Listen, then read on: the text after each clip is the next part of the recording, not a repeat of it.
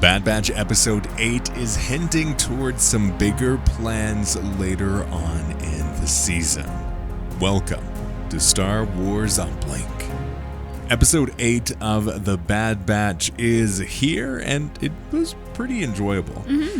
I will agree with a lot of the people I saw online commenting about this. It was way too dark. Yeah. We were watching it on a pretty nice TV in a very dark room, and even that was a struggle. Yeah, it was surprising how the lack of contrast. You could see movement, but it was really hard to see any kind of detail. Like, there was nothing. But besides that, just a little nitpick that we have, there is some big things moving. There wasn't a whole lot that happened. This was very much a do this thing to do this other thing episode. Classic animated Star Wars. Mm-hmm. This kind of episode happened a lot in the Clone Wars. If you don't believe it, go rewatch the Clone Wars because they're definitely there. Hey, I'm looking for some information. Well, this information's going to cost you too much, but we can get money. No, I don't want you to get money. It's time for you to help me do this other thing, and I'll keep the money, and then I'll get you the other thing. But now you have to wait for the actual information, because I'm not going to give it to you in this episode. And it's going to cost you in other ways, too. Yep. So, very standard in that way with Star Wars animated stuff, but it did a good job of, moving the broad strokes of the characters forward. We had some really good moments with Omega and Crosshair. Yeah. I think those were good. We got to see kind of the two sects of the Bad Batch crew. Yeah. Continue on their little paths that they had pre Omega rejoining. That's true. Yeah, it's really sweet seeing Omega and Crosshair kind of come together. I feel like ultimately this is Omega's role, is to really create this family and to create this softness in these characters and in these clones. Yeah, give them something to fight for. And just more humanity in a way. Yeah. she brings out the truest parts of these characters, and she's just so good at just that little soft touch that no one gets mad at her because she's just so good, and you can't fault her for anything of that. It's very much the I don't want a dog kind of vibe, like the dad who is completely convinced that they do not need a dog, and then they get the dog and it's the best thing ever. Yeah, and the dad loves it. Completely inseparable. That's very much Crosshair and Omega big time. But in terms of the theories that we have around the next step, the secret plan that Bad Batch has. We talked about this before we started the episode. You're like, is this the one we finally get to see Ventress in? No, but I think this is leading up to that point. I think we're getting very close to that. I think that the person that they're going to talk to around the M-count stuff is going to be Ventress. It would make the most sense. Yes. Seeing how she actually has an M-count. We're assuming that the M-count is the midichlorian. Yes, and I think that's pretty much confirmed that those two things are the same thing. Yeah. I do think it's interesting, this contrast between, Hemlock is looking for Force-sensitive people to start cloning that. And Darth Vader, on the other side, is looking to, with the Inquisitors, wipe out all of the rogue Jedi.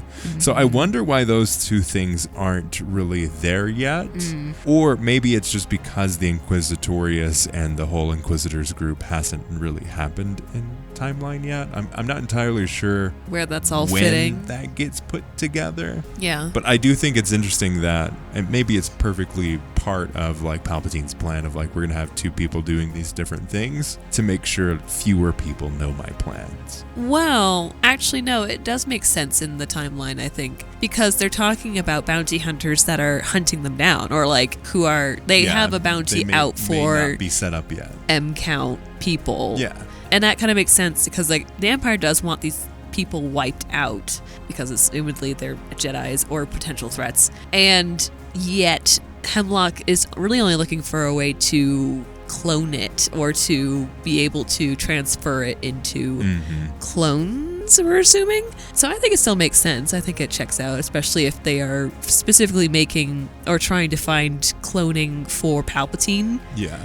I think that makes sense. But it definitely shows like Palpatine's hidden agenda. We know he's successful with cloning. We don't know to what level he's successful with cloning. Yeah. I saw a lot of comments that it's like everything in this era now is to justify the terrible decision of bringing Palpatine back in Episode 9. This is the era that we're in right now. Is they're trying to make that completely off the walls like reveal make sense in the grand scheme of things. And I think it's pretty accurate. I would agree. Yeah, I think all of this is just putting a band-aid over not having the creative thought to have a new bad guy.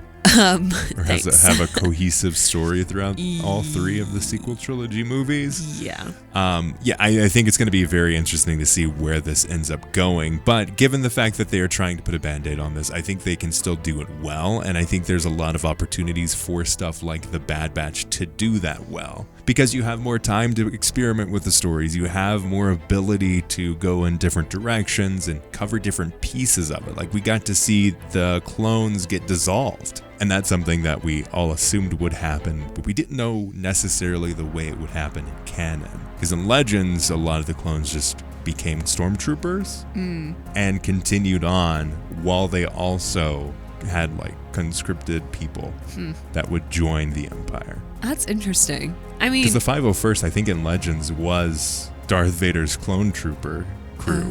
Oh, interesting. Just as stormtroopers. Huh. Yeah, I mean, it makes sense. But I really appreciate what they're doing in Bad Batch about, like, the clones kind of losing the uniqueness in a way and losing their relevance. Their relevance and their rights, and and it would make sense to stay in the army because you're a soldier, and what else are you gonna do? But also, you're not even seen as human anymore, really. So, I think it's still a really good story, still really interesting. And even though, we are kind of trying to atone for what they did in the sequel trilogy, it's still fascinating. It's still really interesting to get this point of view and to just see where they can go with it.